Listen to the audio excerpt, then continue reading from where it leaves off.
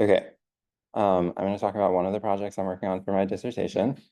And um, to start, I'm in Andrew's lab, the Complex Ecological Systems Lab, and we work on problems at the interface of collective behavior and movement ecology. So basically, we look at these complex systems and we try to build really simple models that can help us understand more about what's going on inside of them.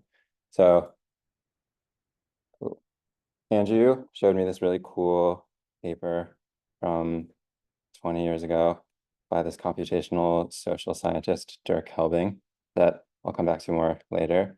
And he made this really neat agent-based model that tries to understand the way paths form in a park from people kind of walking through the park and following where other people have walked and slowly eroding these paths into place. It's a really neat paper, but it kind of just got to this result of this is my model and it kind of looks like these pictures that I found. Therefore, the model is pretty sound. So we were thinking there's maybe a little bit deeper we can go. We also have a lot of this cool aerial footage of bears moving around up in Alaska, potentially, if we can get it from Ben. And the thinking is that if we have a better understanding of the way this kind of path network can form, and we have pictures of these path networks that have actually formed, we can kind of back out some of the decisions that animals are making up in those kind of places. And I also applied to this research grant from SAFS to go work on this at the Santa Fe Institute this summer. So big thanks to SAFS for this. This was really helpful. Okay. And just an outline of what I'm going to do. I'm going to talk about some background on this problem. I'm going to show you a bunch of videos of the model that I built, go through a couple of results, and then talk about kind of how I see this fitting into a paper and what I want to do with it next. Okay, so the basic premise is that if you're walking along a sidewalk, but the sidewalk's not going exactly where you want to go, or is maybe kind of indirect, you might leave the sidewalk and head off through the grass, and you'll trample down the grass, and that'll make it easier for the next person to kind of follow the same way that you went. And over time, that creates a positive feedback loop that leads to these trails that are even easier to walk on than just the grass. And in an urban design setting, these get called desire paths, and you can kind of think of them as reflecting a mismatch between the needs of people and the built environment that we have. And city planners can respond really differently. Yeah, on the left, the sign says, please use the purpose-made paved path provided, which I think kind of misunderstands human behavior in some fundamental ways.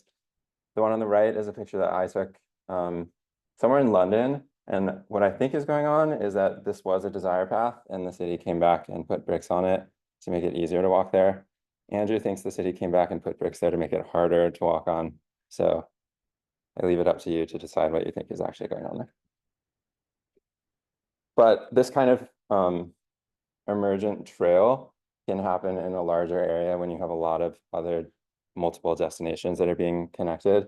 So on the left is a really old picture of the green at Ohio State University that didn't have any sidewalks. And eventually the college came in and paved all the places that people had left these trails.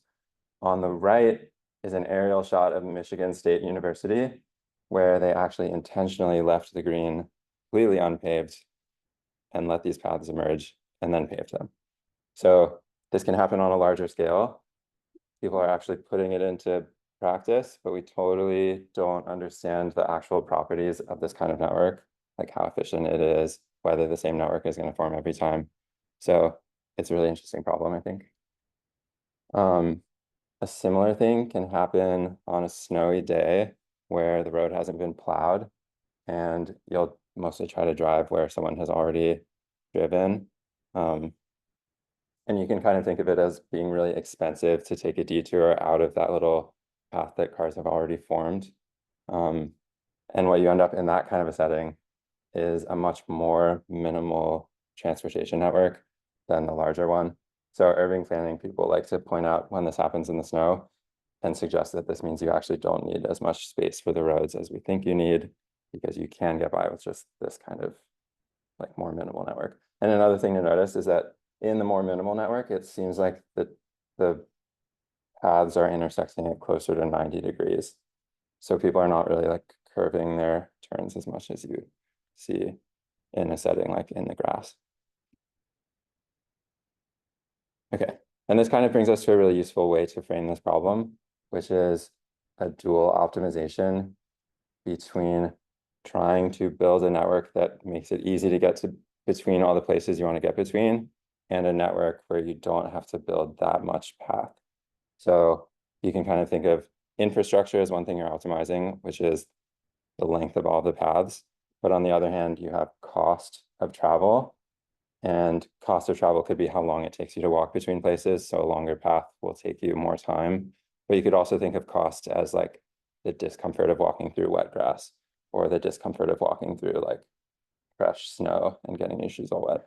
So if you're leaving a sidewalk and you're walking through the grass, you're kind of weighing all these different things and making a cost assessment of the time and the comfort. And one solution to this problem with just the 3 destinations is the really obvious, just draw lines between all of them. And this is the best you can do in terms of travel cost. You're following these paths, but it's kind of the worst you can do in terms of infrastructure, because you're building the most trail that you could possibly need.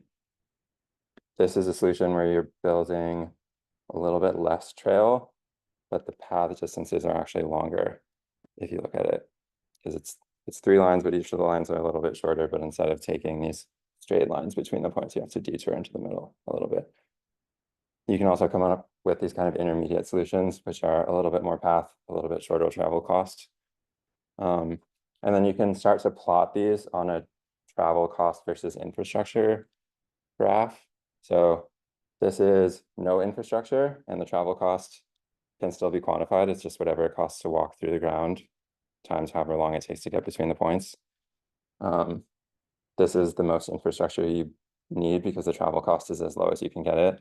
Though notably, you shouldn't think of it as 0 because it still takes you some time to get between the points. And then the intermediate ones kind of fall along this line. Okay. So what I'm thinking about this project as is asking how well does this collective behavior of walking through the grass and forming these kind of emergent paths solve this really hard dual optimization problem of minimizing infrastructure costs, but at the same time minimizing travel cost. Okay, which brings us back to this original paper that Dirk Helbing wrote in 1997, and he called it an active walker model, which I think is supposed to be kind of a play on a random walk. And in a random walk, particles are just like moving around. It's a really useful model for a lot of things, but in this, he's thinking of it as particles are moving around, but they're active in that they're changing their environment. So as they move between these places, they are making the ground more comfortable. So the actual model is that the walkers move between destinations. They make the ground more comfortable as they go. Anywhere they're not walking slowly becomes less comfortable, so the grass is regrowing. And then the way they choose their direction is they pick one vector towards where they want to get, and then they pick another vector towards where they think the ground is the most comfortable. It's like following a gradient of ground comfort, and then they just go in the middle of that. And it's kind of cool because you can get this relatively rich behavior, but it's kind of challenging to quantify exactly what's going on because it doesn't actually have a notion of cost. So there's not really anything you can measure in this kind of system. It's just they're being like pulled towards where they find it comfortable. So what I want to do is take out the notion of ground comfort and add in a notion of explicit costs. So then in my model, as the walkers go around, they're creating low cost trail, which is slowly decaying. And the way they choose their path is minimizing the cost that they accrue walking from where they started to where they're going. Okay.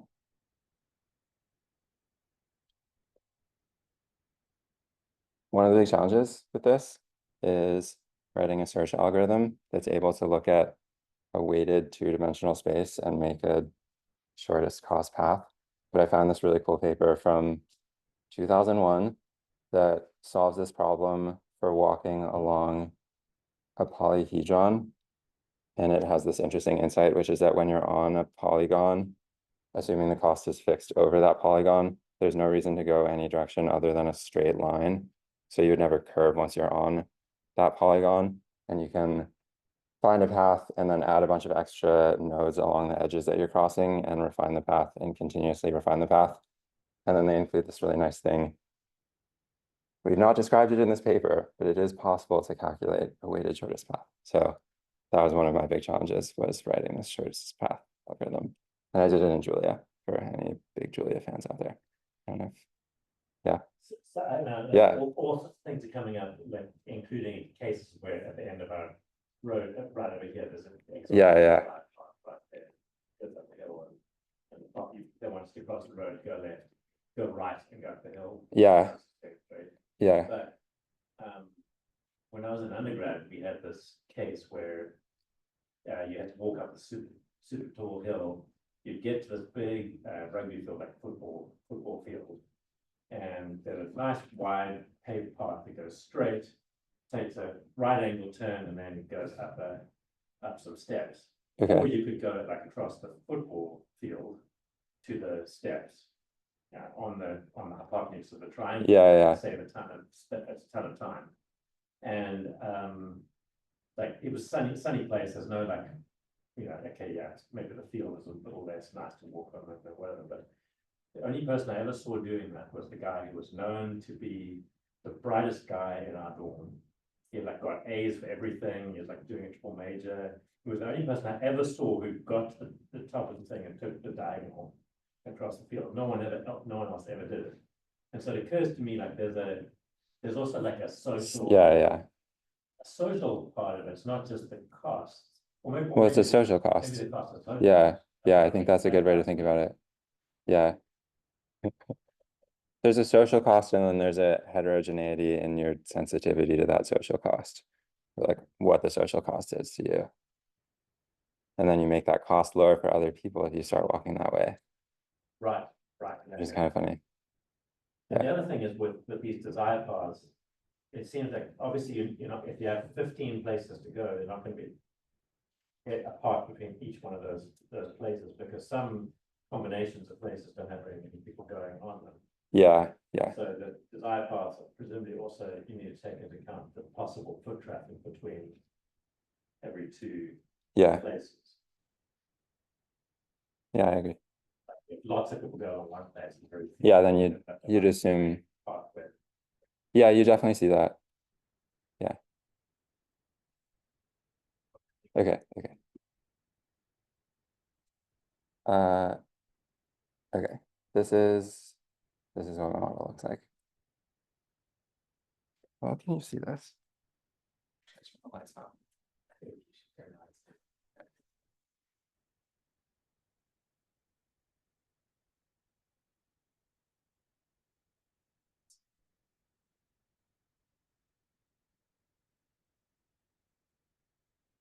Might be the ones on bottom. There's two. This is we have done. Oh, it is there. Oh, yeah. Okay, that's fine.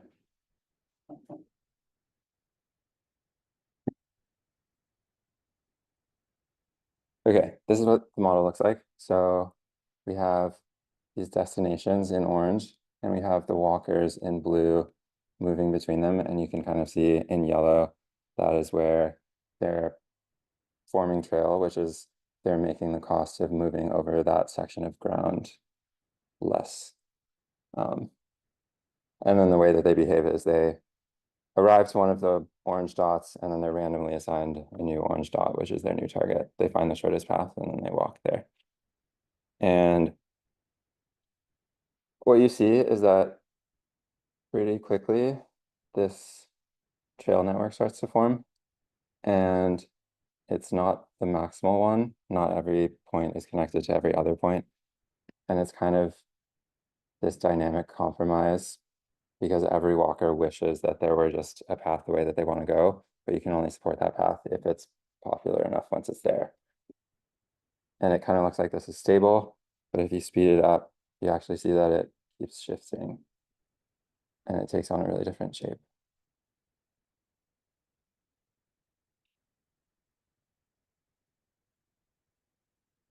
Yeah, it looks weird and organic and kind of like the University of Michigan ones. The difference with the previous. Oh, this is just going faster. It's just more time steps of the simulation per frame. Right now it's 64. Yeah. The points, are they weighing things different? Do they have different costs associated with, or are they all acting the same? They're all just the same. Yeah. It's just like 10 copies of the same thing. And are all the orange locations like equally desirable in this? Yeah. So it would be really interesting to see what happens if you have some that you're more likely to go to and less likely to go to. Yeah. So is it like a probability that they would take one path over the other? I mean, I guess I'm curious how once it seems to be stable, how a blue point will then decide to go rogue. Yeah. If one would go rogue in a certain situation, any of them would go rogue in that same situation. There's just some stochasticity in that they all get a random spot. So if like lots of them are going between the top left one and like the top middle one for a while, then you'd probably see the path start to shift up that way. If you do like 100 simulations, like up to sort of, I would say infinity, but long time period, do you always get the same kind of pattern, or does it depend somewhat on initial conditions? It depends on initial conditions. It also depends on the model parameters a little bit, which I can get into. We're noticing quite Yeah. evolution from the start to the end in this. Yeah, I think that top left thing, you probably wouldn't expect that to form because it's clearly not stable. It's like it's extremely not stable, like it starts moving right away. Yeah. So if you started with more of this shape, I imagine you'd stay closer to this shape. There's probably that through like that J shape thing from top left to middle left. Yeah. Yeah. It's kind of funny that there's a little bit of diffusion of the way that the trail gets created. Like it's not just created on the one little square, it's like diffused out a tiny bit. So there's, if you're walking along a trail, but it's not going exactly where you want, you're going to hug the side closest to your end destination. And in doing that, you're kind of like voting to shift the trail up that way. So you see a lot of trails kind of like split out because of that process. When you had like the diffusion parameter smaller, did you notice like such massive shifts, or was it more stable? It's a little more stable, but it looks a little stupider. It's like just it's like pixel art. Gotcha. And then when you make it too big, then it's just like a big blah. Yeah. Is this identical to what ants do with pheromones? I mean, isn't laying a pheromone trail just the same as? Yeah. I think so. If you just assume that you're attracted to the pheromone trail and it decays, yeah. That's in the Helbing paper. He says it's a good model for pedestrian behavior in ants. Yeah, because although you want to follow the pheromone trail, you eventually like, wait a minute, I keep on doing this track that goes like here and there, and really we're just trying to go there. So yeah, you know, yeah, if you're going on the same trail like dozens of times, picking up stuff from some place and bringing it back to the next, then I think the trails shift over as well. Yeah. Is your question? Yeah, can you apply this to a three-dimensional space like water? Oh God. That is actually really interesting. And I wonder if it would just break down kind of the way that a random walk breaks down in higher dimensions. Like some of the properties of a random walk in 1 and 2 dimensions aren't true in 3. Like in 1 dimension, if you're just moving left and right randomly, you're kind of guaranteed to always go back to any like arbitrary spot if you wait long enough. But that's not really true in 2 dimensions. You'll like jump further and further away from your starting spot. So I suspect that in 3 dimensions, it might just be much harder to get the trails to form because space is so much bigger. But I haven't looked at it at all. That'd be really interesting. Okay. This is with a ratio of ground cost to path cost of 2. So you'd rather take a trail if it's twice as long as just cutting through the grass, but not longer. If you change that cost ratio, then the network that forms is really different. So this is with a much higher cost ratio. And you can kind of see in the beginning that it's a lot more minimal, kind of like the snowy network example, and that these trails are initially at least intersecting at closer to 90 degrees, which is kind of cool. And it takes me into kind of the main questions that I have, which we've touched on a lot of.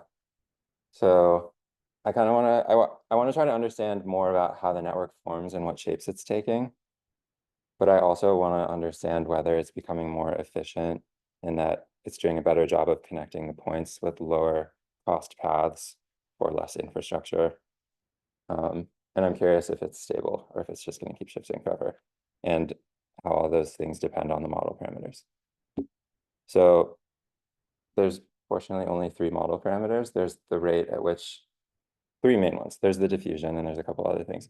But I think the key ones are the rate at which trail is created, the rate at which it decays, and that ratio of the ground cost to the path cost.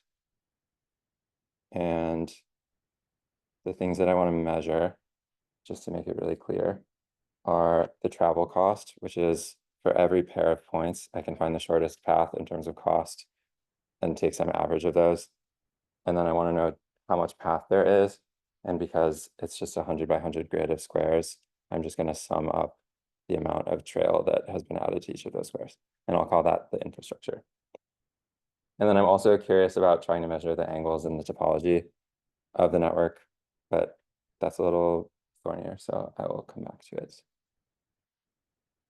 Okay, the first thing I looked at was the relationship between the rate of trail creation and decay and how that influences these functional measures of the network. So how expensive it is to get between places for how much path that you have to build. And what I find is that those parameters on their own aren't as informative as the ratio of the creation rate to the decay rate and some measure of just how big they both are. So if creation is a lot larger than decay, then you'll get a lot more trail. And in the other scenario, you'll get a lot less.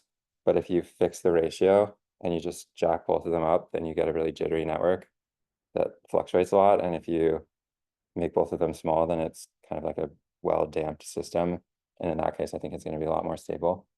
So just to see what that looks like, these have the same ratio of that creation to decay parameter, but on the left, they're really small, and on the right, they're rather large. So you'll see that this is jumping around a ton. And on the left, it moves really smoothly into something that looks pretty stable to me. But I can also explicitly measure these because I have quantitative definitions of the things that I care about. So to do this, I picked like a million different combinations of all these parameters and squinted at a million different graphs for hours and hours. But to show you, I picked just these 6 combinations of parameters. So you kind of need the creation rate to be bigger than the decay rate. Otherwise, you just end up with no trail at all, and it's not interesting. But in these top 2, it's going to be a much larger creation rate than the decay rate, and then some moderate ratio, and then a smaller ratio. And then I've picked one set of parameters where both of those values are really large, and that's where you should expect the thing to be kind of jittery. So those are the dashed lines, and when they're both small, those are the solid lines. And then I just measured the amount of infrastructure created in those simulations over time, and this is what it looks like. And a couple of things to notice, they're all going up, which is nice. And as we expected, the ratio is a pretty good way to figure out how much path is going to be created. But you can see in this top pair of scenarios, the more jittery of the parameter sets, it creates the network really fast, but then it jumps around a lot and it doesn't quite create fully the network that the more damped version is able to create. Whereas in the bottom pair of lines, you kind of get the opposite. If the creation rate is relatively small, you can end up not building any network, even if the network were stable, if it existed. So in this dashed red line in the bottom, you're actually seeing a funny memory process in the network, where if you could build the network that way, it would stay stable. And somewhere around this time, this simulation is able to get lucky and make an innovation and build some path that then stays persistently in the model for a while, which is kind of cool. Okay, you can also measure the travel cost, which is decreasing over time, and it's kind of the same story, but in reverse. But where it gets really interesting is if you take all these data points and you plot them on a graph of infrastructure versus travel costs, kind of like we were doing for the triangles.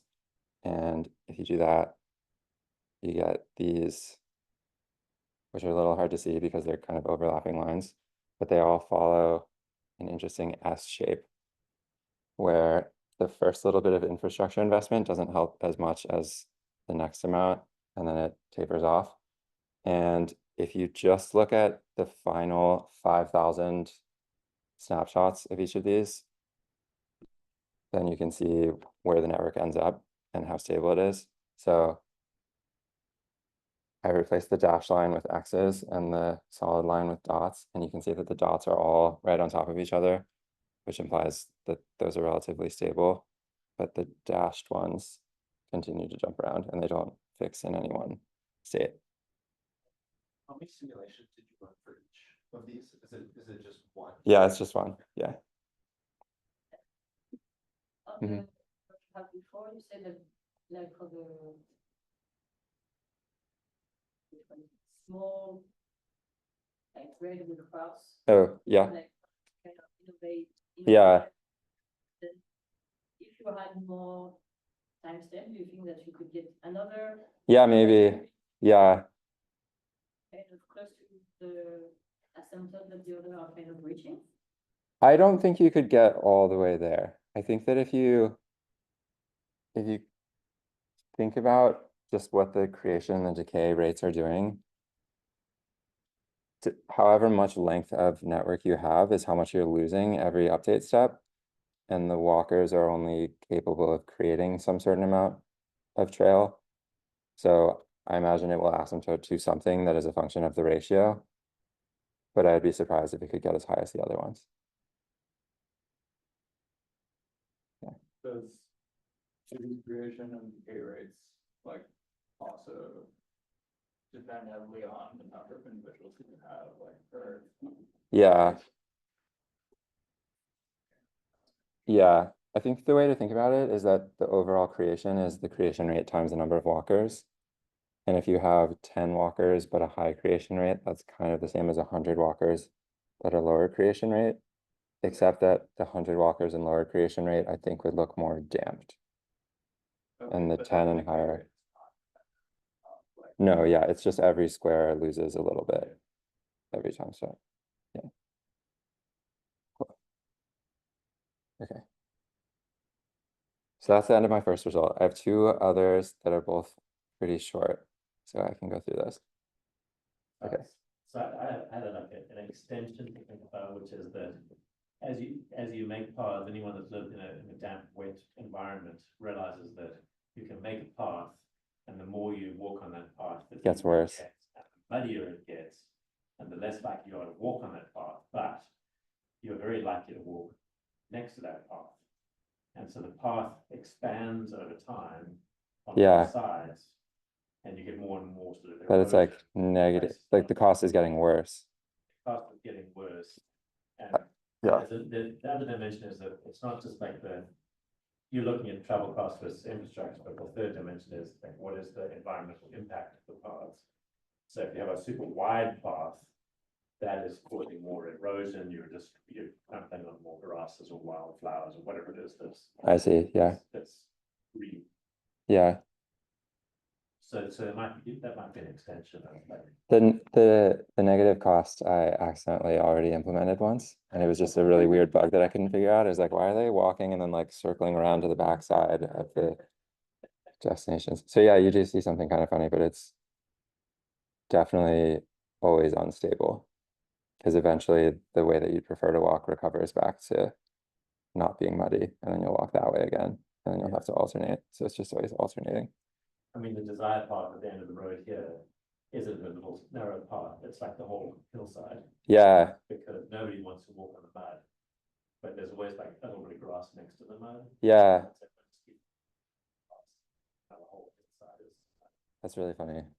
Yeah, the way that I have a cost to amount of improvement curve, basically. So the more trail, the lower the cost. But what you're describing is maybe down and then it comes back up. So it's like a U-shaped, which would be interesting to look at. And you kind of see at the very first picture you showed of the actual, the Emergent airport or whatever it Oh. was. There's a super wide path in the middle that makes no sense. Yeah. I think it's just because in that model, they're like drawn to the path itself for path's sake. Like they're not using it so much as they enjoy walking on it. Yeah. Okay, any other questions before I move on? Decay exponentially or linear? For these, I've been just looking at linear. For some of the other cases, I was using more of the logistic curve that you were suggesting. That looks more just like the damped situation that I was showing on these graphs the whole time. So if I'm looking at the topology of the network, that's probably a better way to get at it because it evolves faster but more smoothly if you do it that way. Do you have a question? Yeah, would you expect these results if you ran it like 100 more simulations or 1,000 more like that? Is it just like this because the starting parameters and it's just random iterations? I would expect these just because they move so much already that I feel like they're doing a pretty good job of exploring the usable space. The small one? For the small one is a good question. I don't know what I would expect. Yeah. For the more damped ones, I would expect just the one thing to kind of monotonically emerge. Yeah. Okay. Okay, the second thing I looked at was what is the relationship between the ground cost and the angles that I'm seeing in the network. I thought it's really interesting that when you crank up that cost, you see more right angles, and I wanted to kind of think about why that is the case and how you could get at that quantitatively. So if you think about walking along a path that's not going exactly where you want to go, you have to pick some point at which you're going to leave that path and walk through the grass, assuming there's not some other path you could find. And if you think back to this classic high school calculus problem of you're a lifeguard and you're on the beach and someone in this case is being attacked by a polar bear and they're out in the water and you have to get to them as fast as you can. And you can run faster on the sand than you can swim. How far do you run on the sand? And at what angle do you dive into the water and start swimming?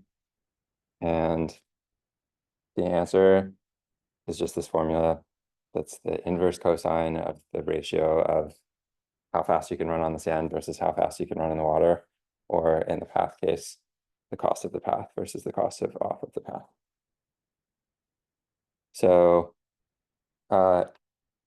in this 2010 blog post I found that's in German, interviewing Dirk Helbing, he mentioned that he used to stare out of his window at all of the desire paths on his campus in Stuttgart or somewhere.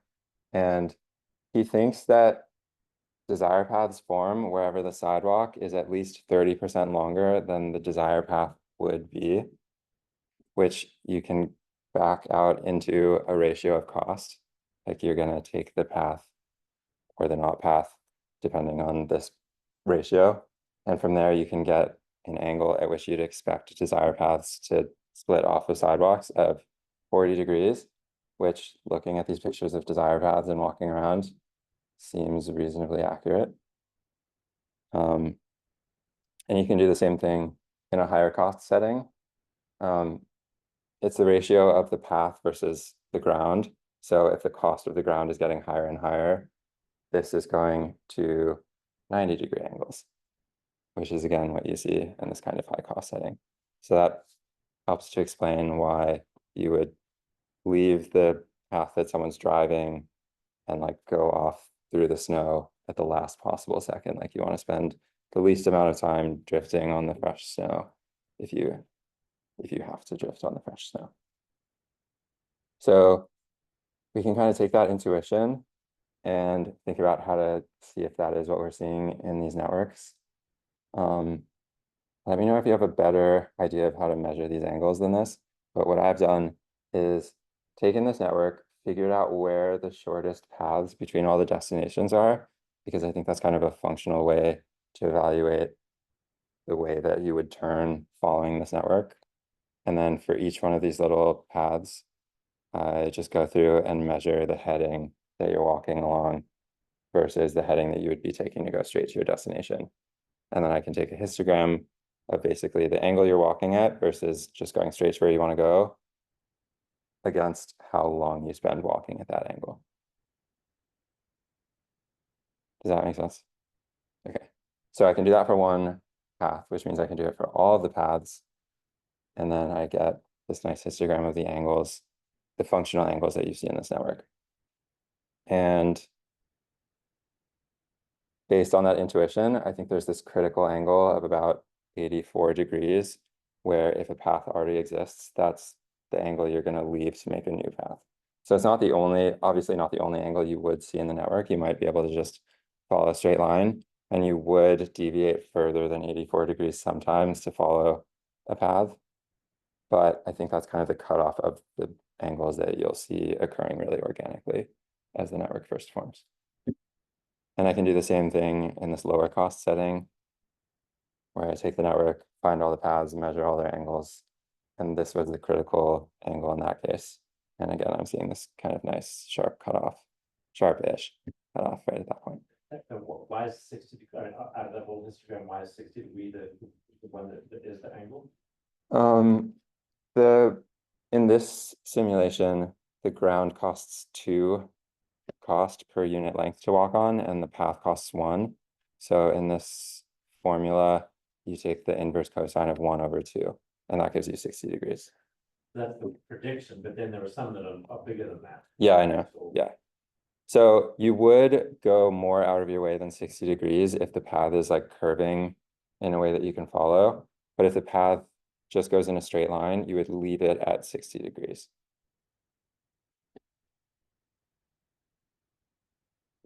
It's not, yeah.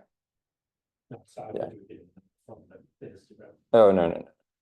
Just from the intuition about when you would make like take your own shortcut. Okay.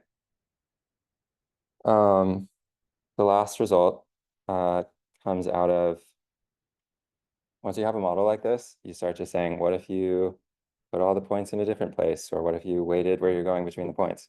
So what if you always have to go back to some middle point and then you always go to the outside? What shape does that network take? And this is kind of like foraging ants, where they go out and get something and then they bring it back, and you see this kind of like splitting dendrite shape. What if you go from one wall to another wall and back, but you're always hitting a random y coordinate? Kind of looks like maybe nothing is happening, but if you speed it up, you get this really cool shape,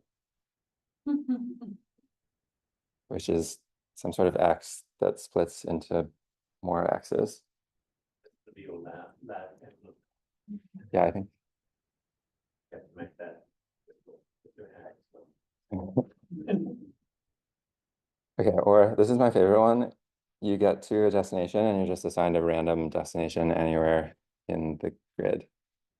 And if you speed this one up, you also get a cool fractal shape. But it's not trying to connect 2 walls, it's just trying to connect all of this grid to all of this grid. And this is on 100 by 100. What? It's something. It kind of feels like it. You can also do this on a bigger grid. The biggest I've done it is 200 by 200. And it looks like this.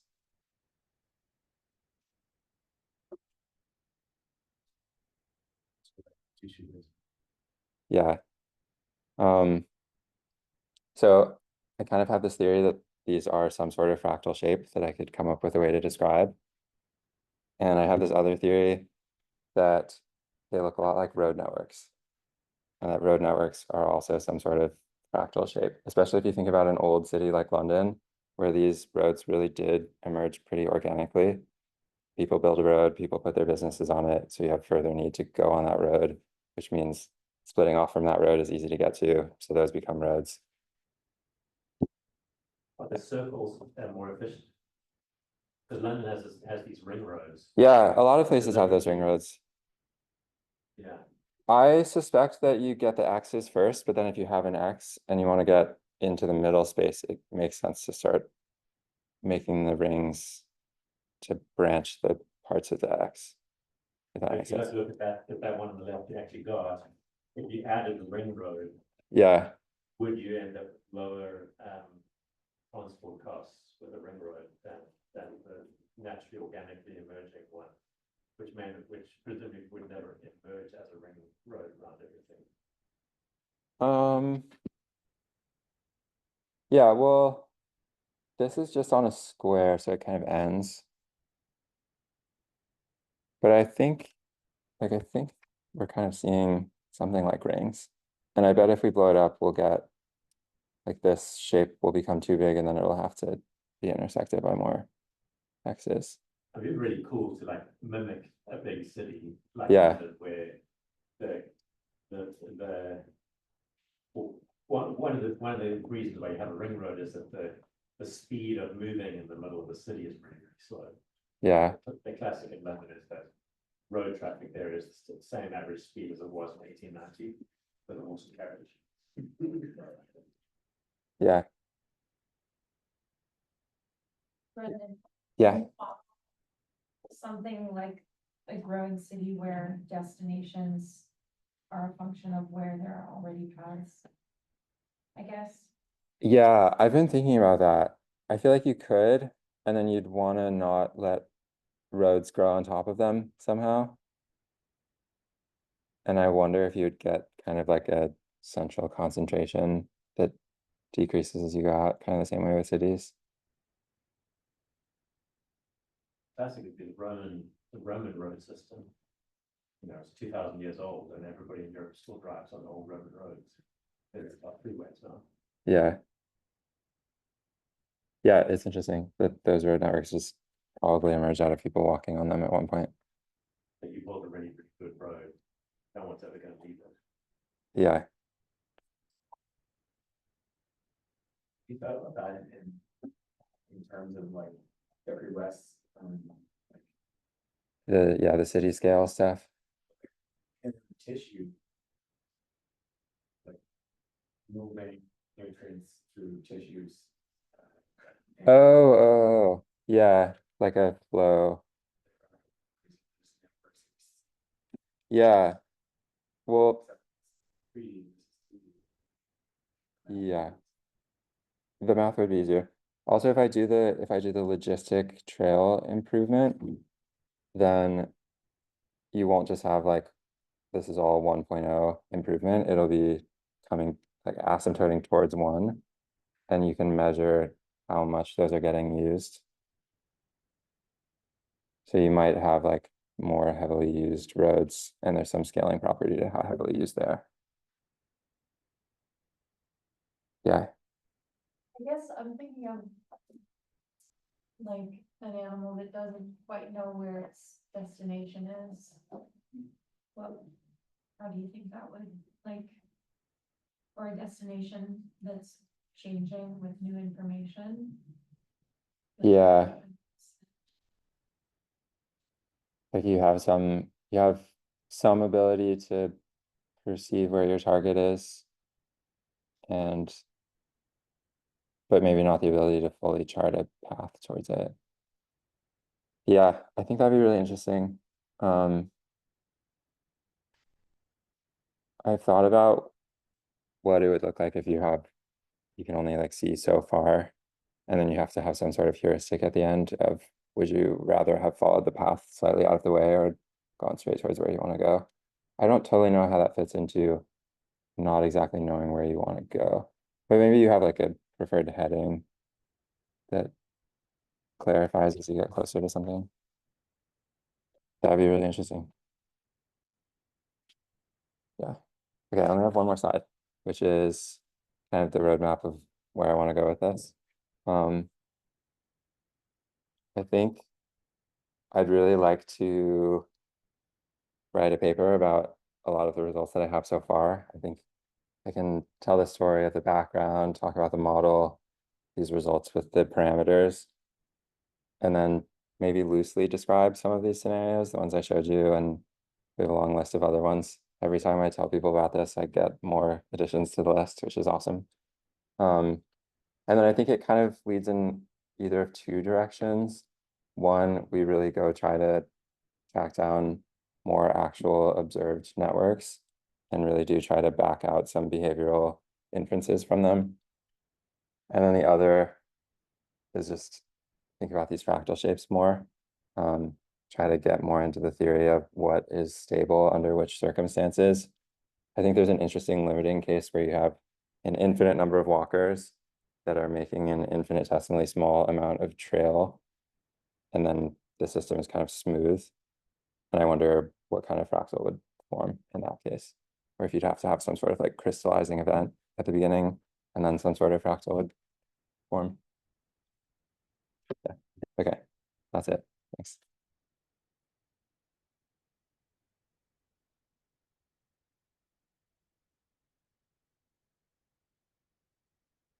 In that bit, city one, You want me to go back?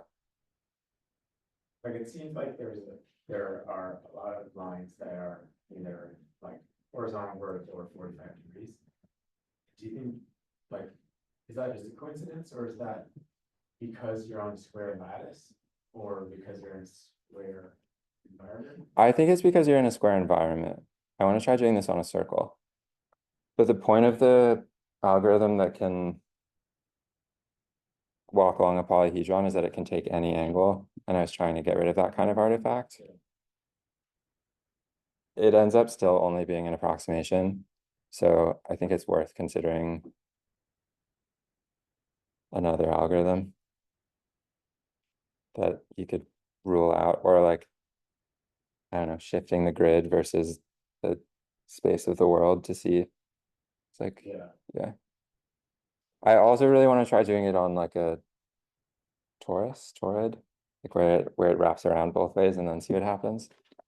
Because right now the corners are special and the middle is special. Like but it would be very interesting to see what the fractal is where no square is special in any way because it wraps around. Yeah, but I think I really want that to fit into like another project, I think. But I don't know. Yeah. Yeah, this. Where their destination is, and I'm thinking about like an animal trail network like this, assuming that's what we're looking at. Yeah. In my mind, maybe this is a misconceptualization of why those form, but to me, it's like the trail is information about the destination. Yeah. I think that does, yeah. I haven't been thinking about that, but it's really interesting to think about. Like if you think of an ant going out to forage, it just wanders around until it finds something, but then it beelines back. And the beeline back, I think, is where it leaves a trail telling everyone, hey, come this way. So it might not be the right way to think about it in all situations, that you can actually chart a path really optimally. Like the information versus the cost is cool. Like just think about interest in backtracking out of these still images or like images through time. Yeah, Tell you something about the function of the. oh, yeah, About a destination, or is it like a house path to a destination based on the. yeah. Yeah, I wonder if this gives you really clear hypotheses, and then you could kind of rule it out. So if there's a lot of traffic between two places, that would suggest, oh, I should next go on this path because it likely leads to some good place. Yeah, but I guess that's what I'm getting at. Yeah, I'm at this place eating salmon here. I see 5 paths I could go on. This one's where everyone else went. Probably that's because that's the next best place to go. Yeah, I'm also thinking like there's missing information in those images because the bears can swim and probably do swim, and so I'm curious if there's any way to couple the paths that you have with, I don't know, inferred. collar data. Oh, So oh, and I guess, yeah, like if a path goes through the water, I guess using the ability to know like which location they're going to go to. Yeah, I mean, path disappears. yeah. Yeah, I, More water in a landscape, but paths can disappear. I don't know. yeah, like, this is clearly leading to the water. This might be people, not bears, though. Are you? I thought you said something about bears. Yeah, I did. This is just, I don't actually have a good picture of that. But it could be bears. I don't know. That one looks like the obstacles are a really important part of it, not the destinations. Like there are a bunch of obstacles, presumably they're trees. Yeah, Paths are like the minimum path to get around all the obstacles and explore space. yeah. What you mean, explore space or get to a pre-known destination? I mean, well, I don't know. I don't know what the agents are doing there. If they're like looking for berries, Yeah, they might try to just explore space. But if they're looking for salmon streams, then they're going from a particular place to another particular place. But certainly those through bushes. So obviously the bushes are constraining. Yeah. As far as they can go on. Ground cost. Exactly, non-uniform ground costs. Yes, yeah, Structure. yeah. I mean, there's a really classic case. I don't know if it's apocryphal. I think I've told someone the story. I apologize if it was you. But in Zimbabwe, they had to build a road from this capital city of Harare. I tell you this really. yeah, but keep saying. Sorry. But not everyone's heard it. Yeah. They're building a dam, like about 300 or 400 miles away, and there wasn't a road through there. And they entertained a bunch of bids from people about, okay, how are you going to build a road that takes into account topography and, you know, like shortest path and obstructions and everything like that. And the winning bid was the one that said, we're just going to build it where the elephant paths are, because the elephants have been going through this landscape for like tens of thousands of years, and there are elephant paths through these areas, and follow the elephant path, it's the lowest cost Yeah, path. I think that's the case where this model makes the most sense because it's a repeated thing. If the elephants can figure out what they think the least cost path is because they can remember what they did. There's not really an aspect of exploration, but there is an aspect of, well, there's already a path there. Maybe I'll just stay on it. Yeah, and there are elephant paths that get very good. Yeah, that's it. Yeah, I should write You have to find some this places down. that have lots of elephants, like Botswana or Kruger National Park, where there are tons and tons of elephants, and somewhere where it's like bushy. So, but probably Kruger National Park. I mean, you drive along and you're like, oh, what is that park called? And there aren't people, because people don't walk there if they try to eat. So they're all just elephant parks. That'd be really cool.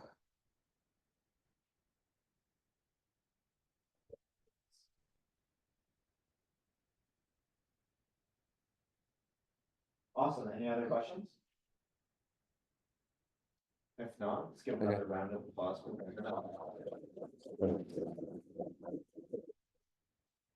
Thank you for that talk, and thank you for everybody for joining us. Next week is Thanksgiving, so we're not gonna have a quad sem, but then the week after, we'll be hearing from Mason Fedino about scaling up urban biodiversity monitoring with coordinated research networks.